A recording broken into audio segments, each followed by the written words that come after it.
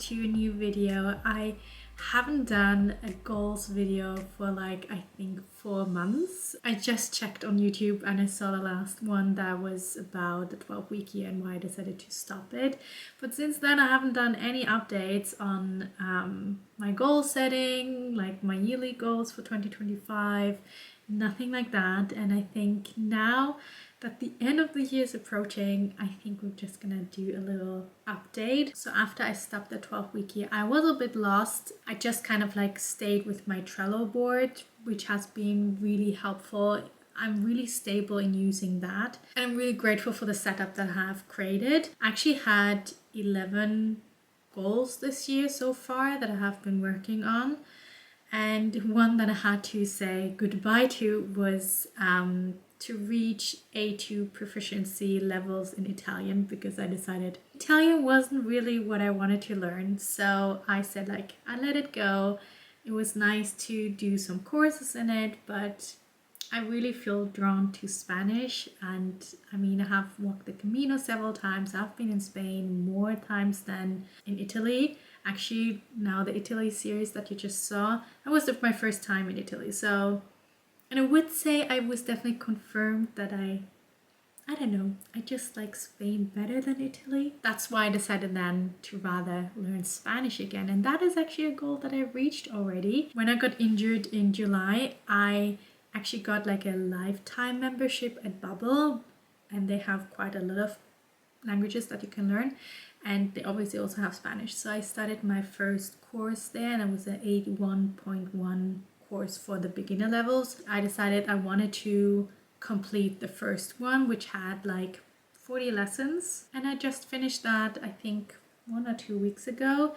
It has been a really good thing to practice learning a language on a regular basis instead of like going to a course, then kind of forgetting about it until the day I have the course, doing the homework, going to the course, and then forgetting again. I rather really try to make it a habit to do a little bit every day. And what worked really well for me was that after dinner, I just sit down and do like 10 minutes, like one lesson, or I just review the vocabulary in Babbel. And I definitely feel like I have practiced some sentences. Obviously, I'm far away from being fluent in anything, but I have a colleague that is from Chile, and I always, when I learn something new, I practice on him and making new sentences, and he's so encouraging and like, oh my goodness, you're so good. I'm like, thank you. I'm so proud when I can like practice one sentence. I decided now I'm kind of like done for this year. I just do a little bit like vocabulary now in Babbel, and definitely for next year I want to do the next course. So that's kind of like I have already put it in my goal ideas list for 2026, but we are really happy I finished that. I also had a goal of reading 24 books. Currently I think I'm at 47. I think this weekend I will finish 2 other ones. So I have like the secret goal of finishing 50 books, and I think I definitely will be able to do that. Then I had a goal that I also reached in summer, that was to save 50,000 Norwegian krone. I actually saved more than that, but that was kind of like the goal, and I'm happy with it. I think I will continue something similar also for 2026. Then there's something about goals that I find very fascinating, because often you just have like a vision and then you make a goal that is measurable, but it's not always that kind of goal that you set will actually get you to the vision that you have. For me, that was, I had a vision of having my home being kind of like okay, tidy and clean most of the time. It didn't have to be spotless, it didn't have to be messy, something in the middle. That was what I wanted. So the Fly Lady system has like 31 baby steps that you start with, and it can be very overwhelming. So I decided instead of like doing that in 1 month, I will do it for a whole year and just look through the baby steps and decide what I would like to try to apply here in my home. And I have worked on that. I have done several of these baby steps. Mostly I worked on them for a month or so. But in the past 3 or 4 months, I was really stuck because I really tried to get into zone cleaning. It just didn't work out for me at all. What I realized was what really worked for me was the weekly home blessing. It's the idea of like setting a timer and then just being like 5 or 10 minutes in every room, and then when the timer goes off, you go to the next one, unless you really want to continue on where you are. And I've created like also a mini version of that, but I do not every day, but many days a week. I do like the mini version of just doing 2 minutes in every room. And obviously when I'm already in a task, I often want to finish it, which is great. And sometimes there's a room where I just don't want to do anything, so I just do the 2 minutes because it's so fast, and then I can move on. And that has actually helped the most to keep my home quite tidy, especially when I was on crutches. It really made me realize how much I'm already having a good system here. And now that I really struggled with the zone cleaning, I was like, well, maybe that's not working for me. Maybe that's not something I need. Maybe actually this goal is complete, because the vision was to have this home that feels comfortable when somebody comes over unexpectedly, feeling comfortable in here and not feeling drained by all the mess. And I mean, that's something I have on a daily basis. Not every day, but most days.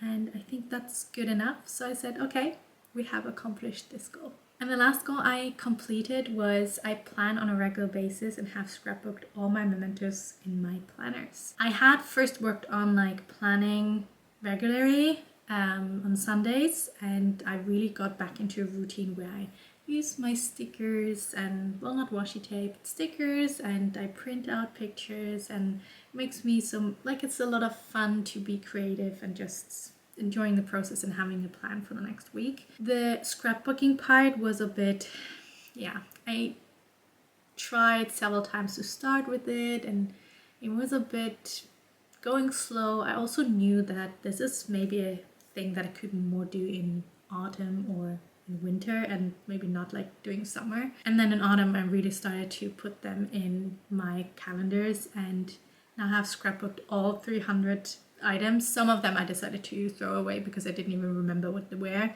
but it feels so good to have this full box of stuff now in my calendars. I can open them and get really nice reminders of memories, and very grateful that I finished this goal. So these are the goals I've completed.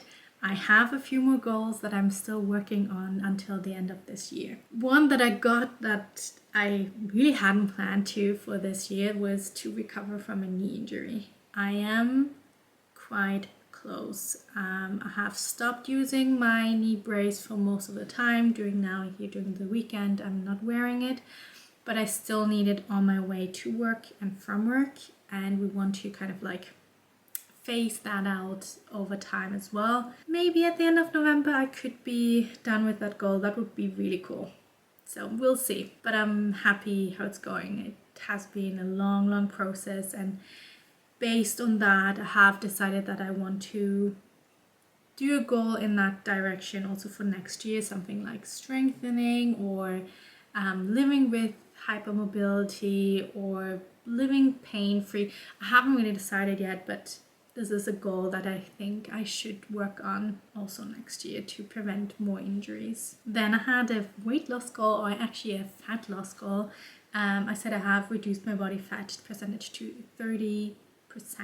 I already changed it to 33 because I knew I won't be reaching that. I have to say, with the injury, I felt it was really hard to continue on that because there was just so much other things in my life I had to work on. But we'll see what we can manage until the end of the year. I mean, it's Christmas, so it's maybe not the best time to lose a lot of weight, but maybe we can do a few pounds, and that should be good enough as well, and then we can just continue next year. Then I had a goal of I actively enjoy life by planning one intentional life joy activity each week. I was planned to have like a seasonal focus. I just wanted to have that for spring and summer, but I kept it because when I got my knee injury, suddenly there wasn't so much social you could do. Like, still by this day I think I have like had except for the Italy travel, I think I had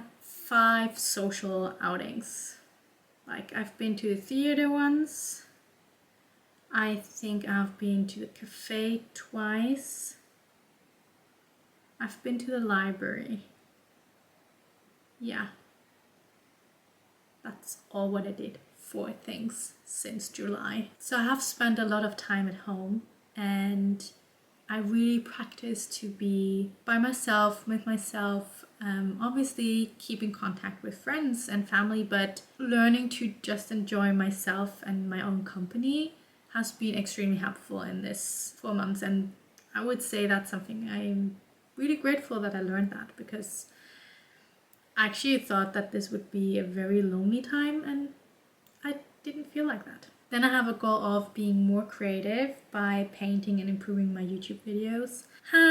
Yeah, like this is just a goal to be more mindful with my creativity, and instead of like scrolling on Facebook, that I actually do something that I enjoy more. I'm still painting my painting by numbers painting and I just enjoy it when I'm talking to somebody on the phone. I usually paint for like, I don't know, half hour. Sometimes also listen to an audiobook. It is nothing that I feel like, oh, I have to have accomplished that by the end of the year. It's just like a fun little project. And with YouTube, I just decided, you know what, it's okay the way it is. I've decided to change a bit my thumbnails to make them a bit more looking professional, a bit more cute, which I'm proud of. But yeah, I didn't see a lot of ambitions to do a lot of more work in it, because it's just like a hobby. It's just to document something and just have fun, and I don't have any ambitions to become a YouTuber or anything. I'm okay with the level that I'm producing at the moment. Then I have a fashion goal. I have found my own personal clothing style. Realizing that this is a goal that is really... I had troubles with this goal the whole year, because what does it actually mean? Like, when can I say that I'm having my own style? What has helped me is to really realize, to see what kind of inspiration I want to draw from other people, from content creators, but also learning like what kind of colors work for me. Like this one is something that I just love, this color, which is difficult now in autumn and winter times to actually find colorful clothes here in Norway. It's all like black, white, gray and brown and maybe some pastel colors. So I haven't kind of like discarded the goal, because I have worked on it, but I can't really say that I have found my personal clothing style. I'm not 100% happy yet. So that's a wishy-washy goal. Yeah. We keep it for now, because I'm still have things that I want to work on. I've already created like a Pinterest board, and I just would like to make a bit more, finding some patterns, okay, so that I can create my own outfits, and then maybe ordering more online where I can get more the colors I want, something like that. And then I have a goal of, I have found a loving, secure, empathic, cute, and blah blah blah romantic boyfriend. And I mean, if you are stuck at home, it's really tricky to meet anybody. So I kept it here because obviously this is a lot outside of my control, but there's a lot of that I can be working on myself, being a good partner for somebody in the future. And I think in that regard, I have made so much progress the last months, really learning to let go of control, trying to get people do the certain things, and just to say, you know what, you can be the way you are, but I will have to take my needs into account, and really working on having reciprocity, putting more energy in relationships and friendships where I feel like valued and where I feel the other person is showing up, and then relations where I feel like I was always the person reaching out, always trying to hold the connection. I've kind of like stepped back and said, okay,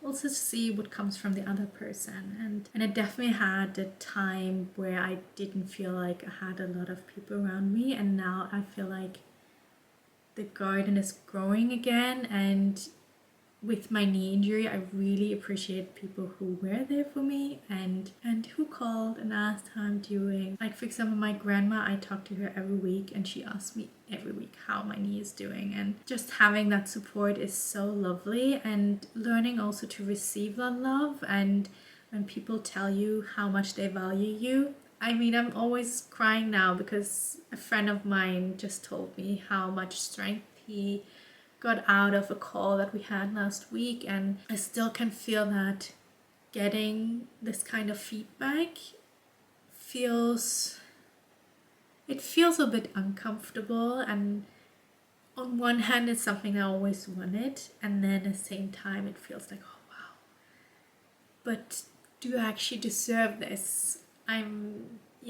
It's a bit like that, but I have really practiced to receive the love that I get from people around me and feeling grateful for that, and also realizing that when love is unconditional, you really want to show up for other people. And I have learned that love is conditional from my parents, and that feels very different to love people unconditionally. It has been a very transformative time the past months. I'm very, very grateful for what I learned. I really hope that next year will be a little bit on the easier side. That would be nice. This has been a very long video, so I think we're just gonna stop it here. I'm definitely gonna update you once we finish this year. We're making new goals, and what I have kind of like completed at the end of the year, and what I may be taking with me to 2026. We'll see. But thank you so much for joining. I hope you got something out of this update video. Thank you for joining me on this whole journey, and I see you very soon. Have a wonderful Sunday. Bye bye.